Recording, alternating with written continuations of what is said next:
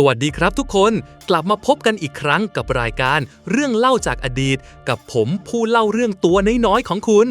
วันนี้ครับทุกคนผมจะพาทุกคนดำดิ่งลงไปในห้วงเวลาอันยาวนานสุดลูกหูลูกตาของอารยธรรมที่เก่าแก่ที่สุดแห่งหนึ่งของโลกนั่นก็คือประวัติศาสตร์จีนนั่นเองครับโอ้โหแค่พูดชื่อก็ขนลุกแล้วใช่ไหมล่ะครับเพราะนี่คือเรื่องราวของอาณาจักรที่ยิ่งใหญ่ราชวงศ์ที่รุ่งเรืองล่มสลายแล้วก็รุ่งเรืองขึ้นมาใหม่ซ้ำแล้วซ้ำเล่านวัตกรรมที่เปลี่ยนโลกวัฒนธรรมที่ลึกซึ้งและเรื่องราวของมนุษย์ที่โลดแล่นอยู่บนผืนแผ่นดินอันกว้างใหญ่ไพศาลแห่งนี้กว่า 5,000 ปีทุกคนพร้อมหรือยังครับที่จะเดินทางย้อนเวลาไปกับผมเอาล่ะครับเตรียมหูให้ดีเตรียมใจให้พร้อมเรากำลังจะเปิดประตูบานใหญ่เข้าสู่มหากาพย์แห่งประวัติศาสตร์จีนกันแล้วครับทุกคนพร้อมจะไปผจญภัยกับผมแล้วใช่ไหมครับถ้าพร้อมแล้วลุยเลยบทที่ 1 จุดเริ่มต้นในตำนานและยุคหินใหม่เมล็ดพันธุ์แห่งอารยธรรมถ้าจะพูดถึงประวัติศาสตร์จีนเนี่ยเราคงต้องเริ่มกันตั้งแต่จุดเริ่มต้นที่คลุมเครือและน่าหลงไหลที่สุดครับนั่นก็คือตำนานและยุคหินใหม่นั่นเองหลายคนอาจจะคิดว่าตำนานก็คือเรื่องเล่าปรัมปราแต่สำหรับจีนแล้วตำนานเหล่านี้เป็นเหมือนรากฐานที่สำคัญที่หล่อหลอมแนวคิดเรื่องรัฐการปกครองและความสัมพันธ์ระหว่างมนุษย์กับธรรมชาติครับลองจินตนาการถึงยุคที่แผ่นดินยังดิบเทือนผู้คนต้องต่อสู้กับน้ำท่วมสัตว์ร้ายและความไม่รู้ในยุคนั้นเองครับที่ตำนานเล่าว่ามี3กษัตริย์5จักรพรรดิถือกำเนิดขึ้นมาเพื่อนำพามนุษยชาติกษัตริย์เหล่านี้ไม่ได้เป็นแค่มนุษย์ธรรมดานะครับแต่พวกท่านเป็นเหมือนผู้มีอิทธิฤทธิ์ปาฏิหาริย์เป็นผู้สอนวิชาความรู้และวัฒนธรรมให้กับผู้คนเช่นฟูซีที่สอนการล่าสัตว์การประมงการสร้างเครื่องดนตรีและการสร้างระบบหยินหยางอันเป็นรากฐานของปรัชญาจีนหรือเสินหนงที่สอนการเพาะปลูกการใช้สมุนไพรและการแพทย์และแน่นอนครับจักรพรรดิเหลืองหวงตี้ผู้ซึ่งถือว่าเป็นบรรพบุรุษของชาวจีนทั้งมวลเป็นผู้สร้างระบบการปกครองสร้างตัวอักษรและวางรากฐานอารยธรรมมากมายแต่หลังจากยุคตำนานเหล่านั้นจีนก็ก้าวเข้าสู่ยุคราชวงศ์แรกครับและนี่คือจุดที่ความจริงทางประวัติศาสตร์เริ่มปรากฏขึ้นมาราชวงศ์แรกที่เราต้องพูดถึงคือราชวงศ์เซี่ยครับโอ้โหราชวงศ์นี้เนี่ยเป็นที่ถกเถียงกันมานานเลยใช่ไหมล่ะครับเพราะหลักฐานทางโบราณคดียังไม่ชัดเจนเท่าไหร่แต่ตำราประวัติศาสตร์จีนโบราณหลายเล่มก็กล่าวถึงราชวงศ์นี้อย่างชัดเจนโดยเฉพาะบันทึกประวัติศาสตร์ของซือหม่าเชี่ยนครับเซี่ยยู่หรือพระเจ้ายู่ผู้ยิ่งใหญ่คือผู้ก่อตั้งราชวงศ์เซี่ยผู้ที่ควบคุมน้ำท่วมครั้งใหญ่ได้สำเร็จและเป็นสัญลักษณ์ของความสามารถในการจัดระเบียบสังคมถ้าเซี่ยมีอยู่จริงมันก็จะเป็นจุดเริ่มต้นของแนวคิดอานัตแห่งสวรรค์ที่ราชวงศ์ต่อมาจะยึดถือเป็นหลักในการปกครองหลังจากราชวงศ์เซี่ยที่ยังเป็นปริศนาเล็กๆของโลกเราก็เข้าสู่ยุคที่ชัดเจนขึ้นมากครับนั่นคือราชวงศ์ซางราชวงศ์ซางเนี่ยบอกได้เลยว่าว้าวมากครับเพราะนี่คือราชวงศ์แรกที่ทิ้งหลักฐานทางโบราณคดีที่ชัดเจนเป็นร้อยเป็นพันชิ้นให้เราได้เห็นที่สำคัญที่สุดเลยคือกระดูกเสี่ยงทายครับกระดูกเหล่านี้คือกระดูกสัตว์หรือกระดองเต่าที่ถูกนำมาใช้ในการทำนายทายทักโดยการสลักคำถามลงไปแล้วนำไปเผาจนเกิดรอยแตกจากนั้นนักบวชก็จะตีความรอยแตกเหล่านั้นสิ่งที่ทำให้เราตื่นเต้นกับกระดูกเสี่ยงทายก็คือมันคือหลักฐานแรกสุดของตัวอักษรจีนโบราณครับทุกคนคิดดูสิครับเราสามารถอ่านเรื่องราวของผู้คนเมื่อ 3,000 กว่าปีที่แล้วได้จากกระดูกเหล่านี้นอกจากตัวอักษรแล้วราชวงศ์ซางยังโดดเด่นเรื่องเครื่องสำริดครับไม่ใช่แค่เครื่องมือธรรมดานะครับแต่เป็นภาชนะเครื่องใช้ในพิธีกรรมและอาวุธที่สวยงามวิจิตรบรรจงมากๆแสดงให้เห็นถึงความก้าวหน้าทางเทคโนโลยีและศิลปะของยุคนั้นอย่างน่าทึ่งราชวงศ์ซางปกครองโดยกลุ่มชนชั้นสูงที่มีอำนาจมีเมืองหลวงที่เจริญรุ่งเรืองมีระบบทาสและมีการบูชายันเพื่อบูชาเทพเจ้าและบรรพบุรุษบทที่ 2 มรดกของราชวงศ์โจวรากฐานปรัชญาและยุคแห่งความแตกแยกเอาละครับ หลังจากราชวงศ์ซางที่รุ่งเรืองด้วยกระดูกและสำริดเนี่ยก็ถึงคราวที่ราชวงศ์ใหม่จะขึ้นมาแทนที่ครับนั่นคือราชวงศ์โจวราชวงศ์โจวเนี่ยถือเป็นจุดเปลี่ยนที่สำคัญมากๆในประวัติศาสตร์จีนเลยนะครับเพราะนี่คือยุคที่แนวคิดอนัตแห่งสวรรค์หรือเทียนมิ่งได้รับการประดิษฐ์และขยายความอย่างเป็นระบบแนวคิดนี้บอกว่ากษัตริย์หรือโอรสสวรรค์ปกครองแผ่นดินได้ก็เพราะได้รับอนัตจากสวรรค์แต่ถ้าเมื่อไหร่ที่กษัตริย์ปกครองไม่ดีกดขี่ประชาชนหรือทำให้บ้านเมืองวุ่นวายสวรรค์ก็จะเรียกอนัตคืนและมอบให้แก่ผู้ที่สมควรจะปกครองแทนฟังดูคุ้นๆใช่ไหมครับนี่แหละครับคือเหตุผลว่าทำไมราชวงศ์ในจีนถึงได้มีวงจรขึ้นลงอยู่ร่ำไปราชวงศ์โจวปกครองยาวนานกว่า800ปีนะครับเป็นราชวงศ์ที่ยาวนานที่สุดในประวัติศาสตร์จีนเลยก็ว่าได้แต่ก็ไม่ได้สงบสุขไปตลอดนะครับราชวงศ์โจวแบ่งออกเป็น2ช่วงใหญ่ๆคือโจวตะวันตกและโจวตะวันออกในช่วงโจวตะวันตกเนี่ยอำนาจของกษัตริย์ยังค่อนข้างเข้มแข็งมีการปกครองแบบระบบศักดินาที่ดินถูกแบ่งให้ขุนนางและเชื้อพระวงศ์ไปปกครองดูแลแลกกับการจงรักภักดีและส่งกองทัพมาช่วยยามมีศึกสงครามแต่นานวันเข้าขุนนางเหล่านี้ก็เริ่มมีอำนาจมากขึ้นเรื่อยๆจนกระทั่งถึงจุดที่กษัตริย์โจวถูกขับไล่ออกจากเมืองหลวงเดิมในภาคตะวันตกครับและนี่แหละครับคือจุดเริ่มต้นของยุคโจวตะวันออกครับและนี่คือช่วงเวลาที่สำคัญที่สุดช่วงหนึ่งในประวัติศาสตร์ปรัชญาของจีนเลยครับเพราะกษัตริย์โจวที่ต้องย้ายเมืองหลวงมาอยู่ทางตะวันออกเนี่ยอำนาจจริงๆก็อ่อนแอลงไปมากครับบรรดาแคว้นต่างๆที่เคยอยู่ใต้การปกครองของโจวก็เริ่มแข็งข้อและประกาศตัวเป็นอิสระทำให้เกิดช่วงเวลาที่เรียกว่ายุคชุนชิวในยุคชุนชิวเนี่ยแคว้นใหญ่ๆหลายแคว้นก็แย่งชิงอำนาจกันเองมีการรบพุ่งกันประปรายครับแต่มันก็เป็นยุคที่ความคิดทางปรัชญาเฟื่องฟูมากๆเพราะความวุ่นวายนี่แหละครับที่ทำให้ปราชญ์และนักคิดมากมายถือกำเนิดขึ้นมาเพื่อหาทางออกให้กับสังคมที่แตกแยกคนที่สำคัญที่สุดที่เราต้องพูดถึงก็คือขงจื้อครับท่านขงจื้อเนี่ยเน้นเรื่องคุณธรรมจริยธรรมการเคารพผู้อาวุโสความกตัญญูและการปกครองโดยใช้หลักคุณธรรมมากกว่าการใช้กฎหมายที่เข้มงวดแนวคิดของท่านได้กลายเป็นรากฐานสำคัญของสังคมและวัฒนธรรมจีนไปอีกหลายพันปีแต่ยุคชุนชิวก็ยังไม่ใช่ที่สุดของความวุ่นวายครับเพราะหลังจากนั้นเราก็เข้าสู่ยุคจ้านกัวหรือยุคเลียดก๊กโอ้โหแค่ชื่อก็บอกแล้วใช่ไหมครับว่ามันคือยุคแห่งรัฐที่ทำสงครามกันแคว้นต่างๆที่เคยทำสงครามกันปราบปรายในยุคชุนชิวก็กลายเป็นรัฐอิสระที่แข็งแกร่งและทำสงครามกันอย่างดุเดือดเพื่อแย่งชิงความเป็นใหญ่มี7แคว้นใหญ่ๆที่โดดเด่นในยุคนี้ครับฉินชูฉีเว่ยหานเจ้าและเยียน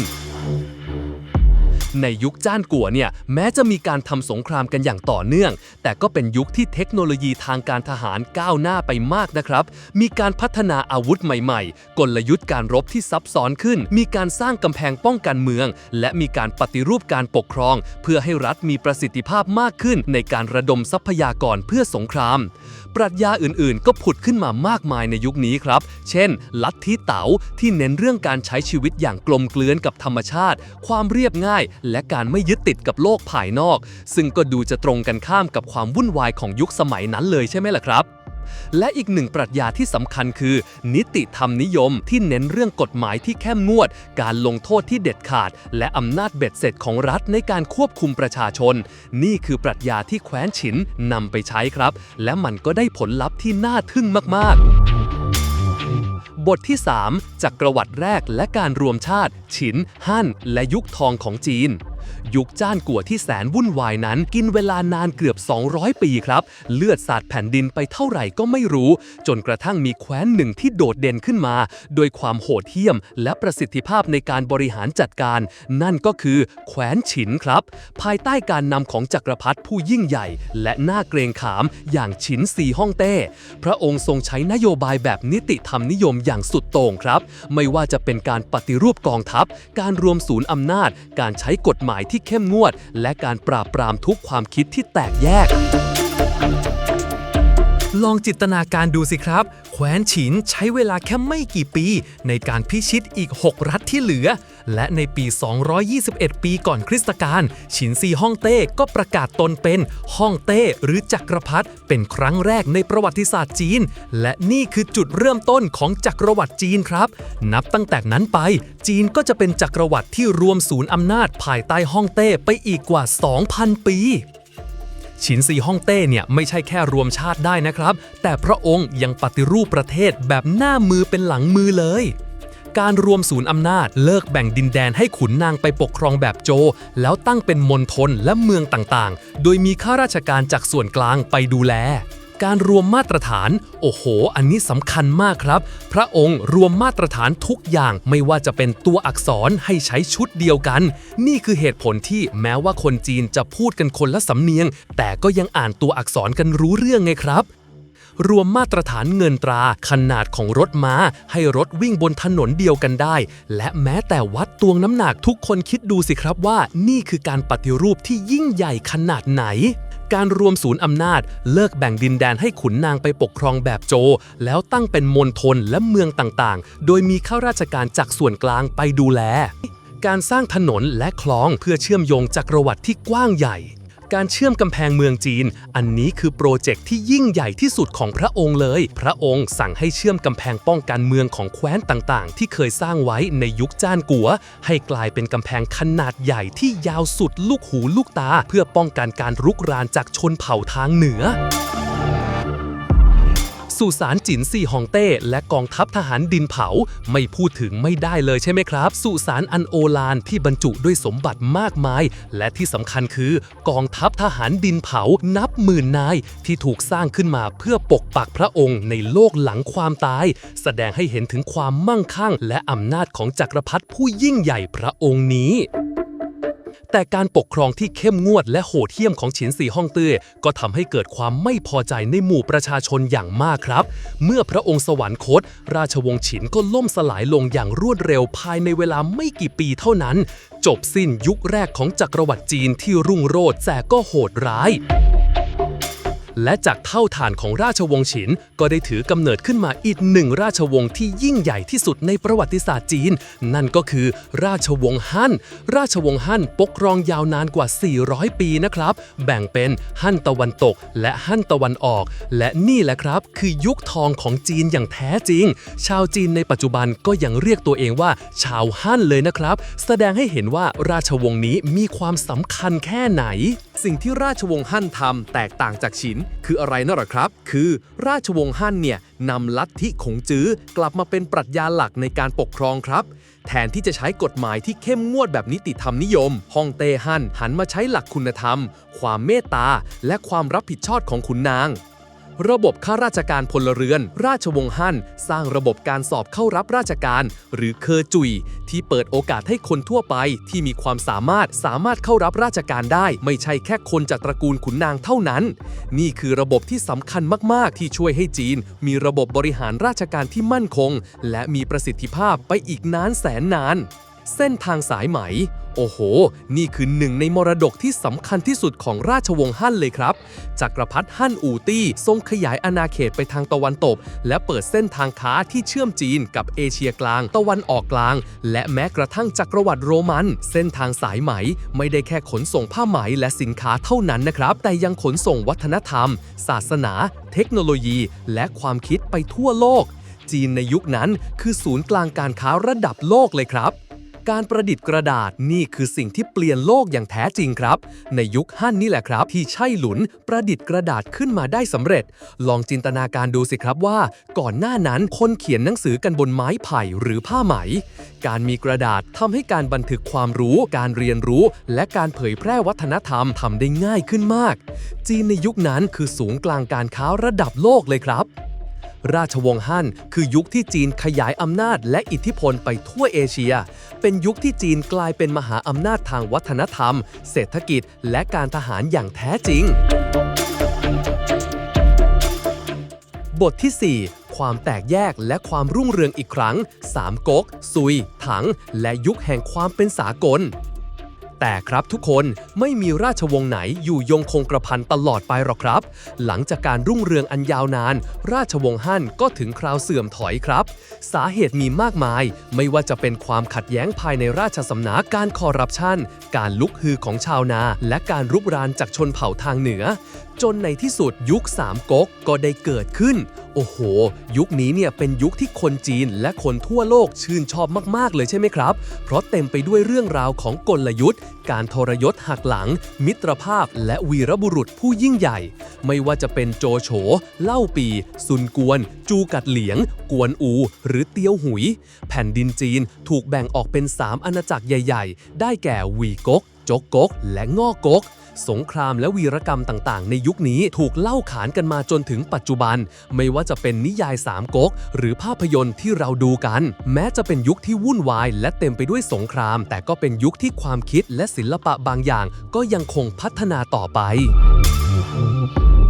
หลังยุคสามก๊กจีนก็ยังคงอยู่ในช่วงเวลาแห่งความแตกแยกอีกหลายศตวรรษครับมีราชวงศ์ต่างๆผลัดเปลี่ยนหมุนเวียนกันขึ้นมาปกครองทั้งไทยเหนือและทางใต้บางราชวงศ์ก็เป็นของชนเผ่าที่ไม่ใช่ชาวฮั่นช่วงเวลานี้เรียกว่ายุคราชวงศ์เหนือใต้ครับแม้จะเป็นช่วงที่วุ่นวายแต่ก็เป็นช่วงที่พุทธศาสนาเริ่มเข้ามามีอิทธิพลอย่างมากในจีนและศิลปะวรรณกรรมและวิทยาการบางอย่างก็ยังคงก้าวหน้าต่อไป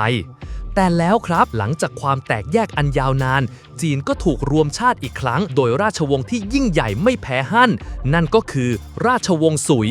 ราชวงศ์สุยอาจจะปกครองแค่ไม่กี่ปีนะครับแต่ผลงานของพวกเขายิ่งใหญ่มากๆสิ่งที่สำคัญที่สุดที่ราชวงศ์สุยสร้างขึ้นมาก็คือคลองใต้วิ่นเหอหรือคลองใหญ่ครับคลองนี้เชื่อมแม่น้ำฮวงโหทางเหนือกับแม่น้ำแยงซีทางใต้เข้าด้วยกันทุกคนคิดดูสิครับว่าคลองนี้ยาวกว่า 1,700 กิโลเมตรมันคือวิศวกรรมที่ยิ่งใหญ่ที่สุดแห่งโลกโบราณเลยนะครับคลองนี้ช่วยในการขนส่งสินค้าทัพกำลังพลและทรัพยากรต่างๆทำให้การรวมศูนย์อำนาจและการบริหารจัดการประเทศทำได้ง่ายขึ้นมากแต่งานสร้างคลองและสงครามที่ต่อเนื่องก็ทำให้ราชวงศ์สุยล่มสลายลงในที่สุดและจากคลองใหญ่ของสุยก็ได้ถือกำเนิดขึ้นมาอีกหนึ่งยุคทองของจีนนั่นก็คือราชวงศ์ถังโอ้โห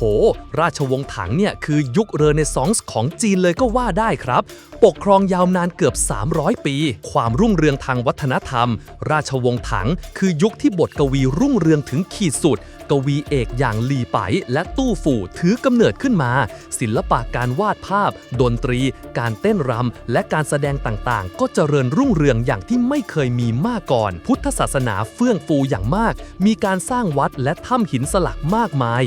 ความเป็นสากลเมืองหลวงของถังคือฉางอานในปัจจุบันคือซีอานเนี่ยเป็นเมืองที่ใหญ่ที่สุดและเป็นสากลที่สุดในโลกยุคนั้นเลยครับมีคนจากหลายเชื้อชาติทั้งจากเปอร์เซียอาหรับอินเดียญี่ปุ่นและเกาหลีมาอาศัยอยู่ทำการค้าและแลกเปลี่ยนวัฒนธรรมกันอย่างคึกคักจีนในยุคถังเปิดกว้างรับวัฒนธรรมจากภายนอกอย่างมากจักรพรรดินีบูเช็กเทียนไม่พูดถึงไม่ได้เลยครับพระนางคือจักรพรรดินีหญิงพระองค์เดียวในประวัติศาสตร์จีนทรงปกครองอย่างเด็ดขาดและเฉลียวฉลาดสร้างความมั่นคงและเจริญรุ่งเรืองให้กับราชวงศ์ถังอย่างมากแม้จะมีข้อถกเถียงเรื่องความโหดเหี้ยมของพระนางแต่ก็ปฏิเสธไม่ได้ว่าพระนางคือนักปกครองที่ยิ่งใหญ่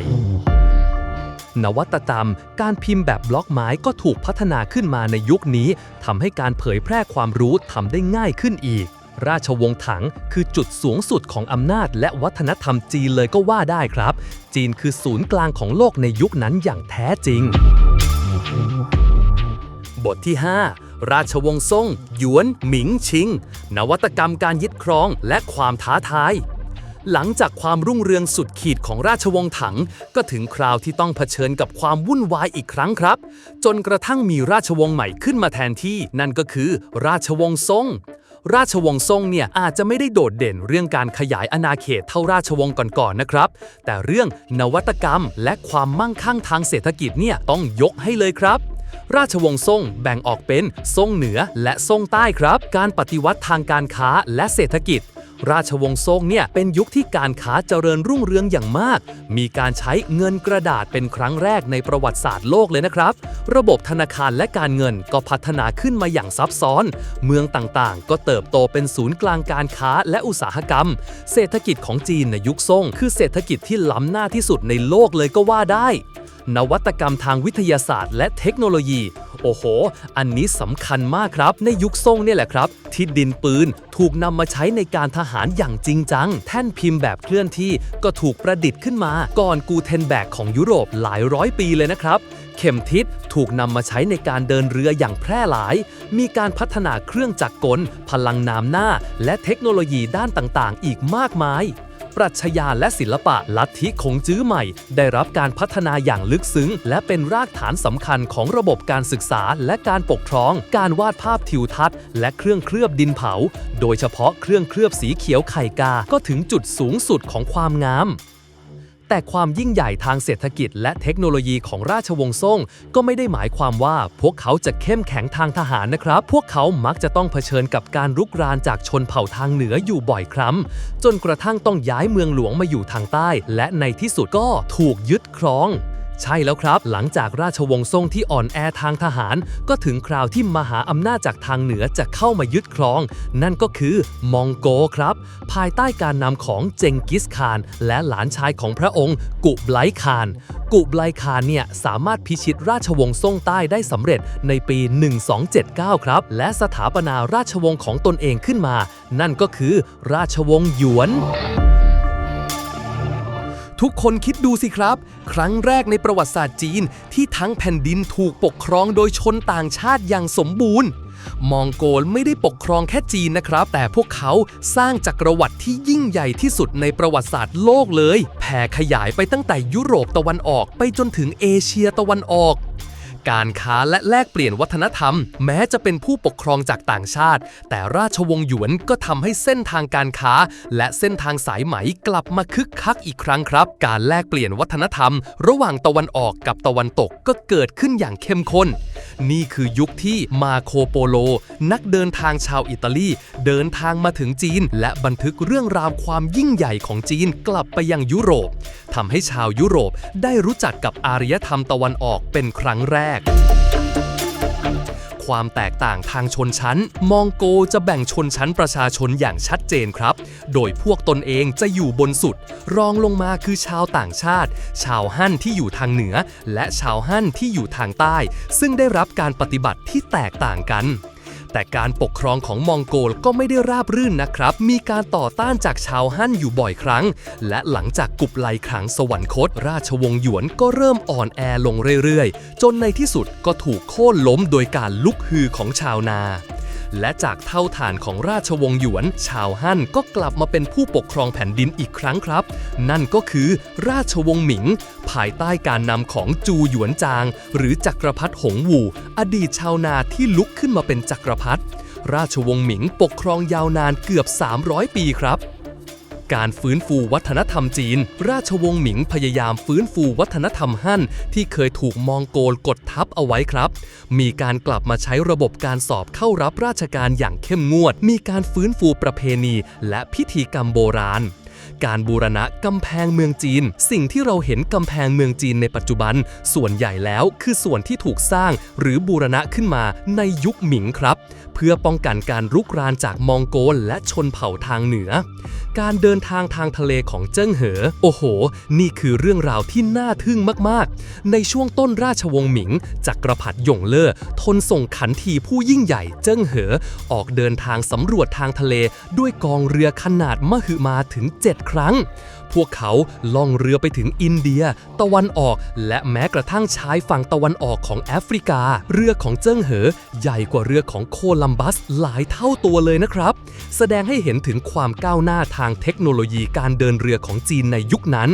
แต่น่าเสียดายที่หลังจากนั้นราชสำนักหมิงก็หันมาเน้นนโยบายปิดประเทศและจำกัดการค้าทางทะเลเครื่องเคลือบดินเผาหมิงเป็นที่รู้จักไปทั่วโลกและเป็นที่ต้องการอย่างมาก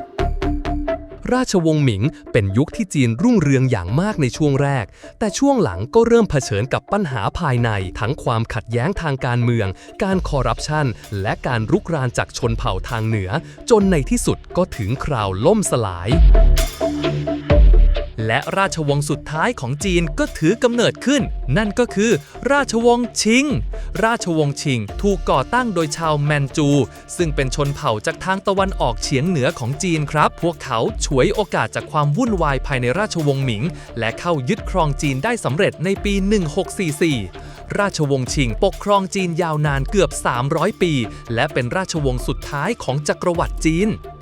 การขยายอาณาเขตสูงสุดราชวงศ์ชิงขยายอาณาเขตของจีนไปจนถึงขอบเขตที่ใหญ่ที่สุดในประวัติศาสตร์เลยนะครับครอบคลุมมองโกเลียทิเบตซินเจียงและบางส่วนของรัสเซียในปัจจุบัน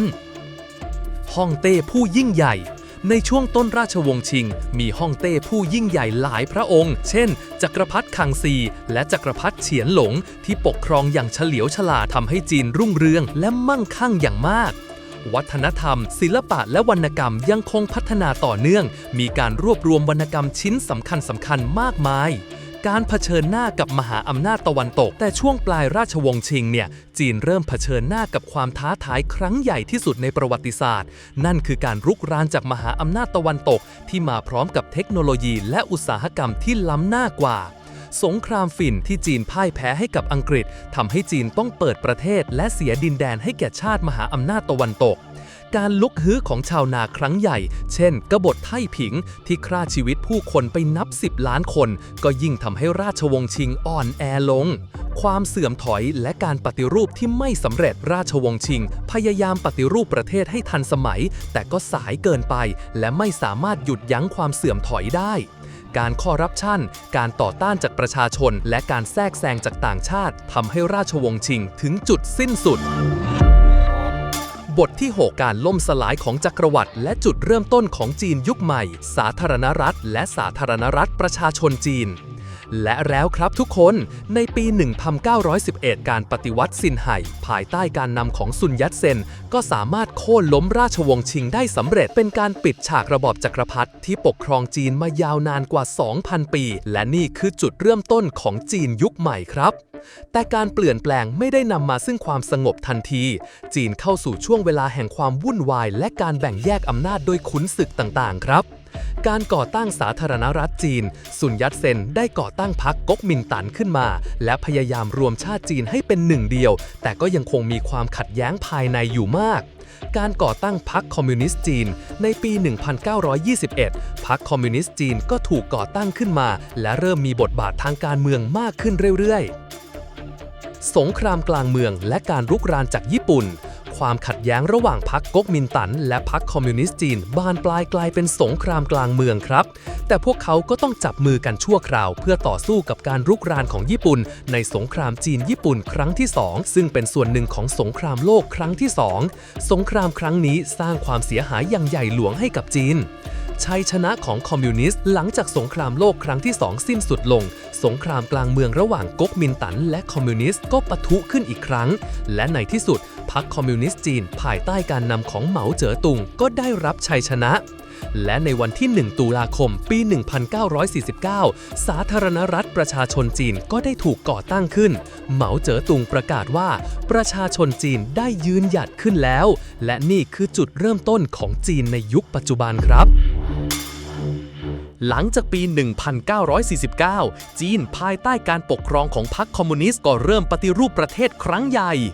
การปฏิรูปที่ดินและอุตสาหกรรมมีการกระจายที่ดินให้กับชาวนาและโอนย้ายอุตสาหกรรมไปอยู่ภายใต้การควบคุมของรัฐก้าวกระโดดครั้งใหญ่ในช่วงปลายทศวรรษ 1950 เหมาเจ๋อตุงริเริ่มโครงการก้าวกระโดดครั้งใหญ่เพื่อเปลี่ยนจีนจากสังคมเกษตรกรรมไปสู่สังคมอุตสาหกรรมอย่างรวดเร็วแต่โครงการนี้กลับล้มเหลวอย่างสิ้นเชิงและนำไปสู่ความอดอยากครั้งใหญ่ที่ฆ่าชีวิตผู้คนไปนับ10 ล้านคนการปฏิวัติวัฒนธรรมในช่วงทศวรรษ 1960 เหมาเจ๋อตุงริเริ่มการปฏิวัติวัฒนธรรมเพื่อกำจัดศัตรูทางการเมืองและฟื้นฟูอุดมการณ์คอมมิวนิสต์โครงการนี้สร้างความวุ่นวายอย่างมากในสังคมจีนทำลายมรดกทางวัฒนธรรมมากมายและทำให้ผู้คนหลายล้านคนถูกกวาดล้างและลงโทษ หลังจากเหมาเจ๋อตุงเสียชีวิตในปี 1976 จีนก็เข้าสู่ยุคของการปฏิรูปเศรษฐกิจครั้งใหญ่ภายใต้การนำของเติ้งเสี่ยวผิง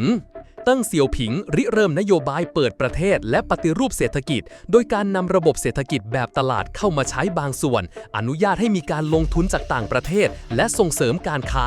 นี่คือจุดเปลี่ยนที่สำคัญมากๆที่ทำให้จีนกลายเป็นมหาอำนาจทางเศรษฐกิจอย่างที่เราเห็นในปัจจุบันการเติบโตทางเศรษฐกิจที่รวดเร็วในช่วงหลายทศวรรษที่ผ่านมาจีนมีการเติบโตทางเศรษฐกิจที่รวดเร็วอย่างไม่น่าเชื่อยกผู้คนหลายร้อยล้านคนให้พ้นจากความยากจนและกลายเป็นโรงงานของโลกและเป็นมหาอำนาจทางเศรษฐกิจอันดับ 2 ของโลกความท้าทายในปัจจุบันแม้จะประสบความสำเร็จอย่างมากแต่จีนในปัจจุบันก็ยังคงเผชิญกับความท้าทายมากมายไม่ว่าจะเป็นปัญหาด้านสิ่งแวดล้อมความเหลื่อมล้ำทางสังคมการควบคุมทางการเมืองและความสัมพันธ์ระหว่างประเทศบทสรุปอารยธรรมที่ไม่มีวันสิ้นสุดทุกคนครับเป็นยังไงกันบ้างครับกับการเดินทางย้อนเวลาอันยาวนานกว่า 5,000 ปีของประวัติศาสตร์จีนเหนื่อยกันบ้างไหมครับผมบอกได้เลยว่าผมตื่นเต้นมากเลยที่ได้เล่าเรื่องราวที่น่าทึ่งนี้ให้ทุกคนฟังเราได้เห็นการก่อกำเนิดของอารยธรรมจากตำนานและยุคหินใหม่การรุ่งเรืองของราชวงศ์ซางและโจวการรวมชาติอันยิ่งใหญ่โดยฉินซีฮ่องเต้และยุคทองของฮั่นเราผ่านพ้นยุคแห่งความแตกแยกของสามก๊กและราชวงศ์เหนือใต้ก่อนที่จะกลับมารุ่งเรืองอีกครั้งในยุคสุยและถังเราได้เห็นนวัตกรรมอันน่าทึ่งของราชวงศ์ซ่งการยึดครองของมองโกลในราชวงศ์หยวนการฟื้นฟูวัฒนธรรมในราชวงศ์หมิงและการเผชิญหน้ากับโลกตะวันตกในราชวงศ์ชิงจนกระทั่งการล่มสลายของจักรวรรดิและการก่อตั้งสาธารณรัฐประชาชนจีนในยุคปัจจุบัน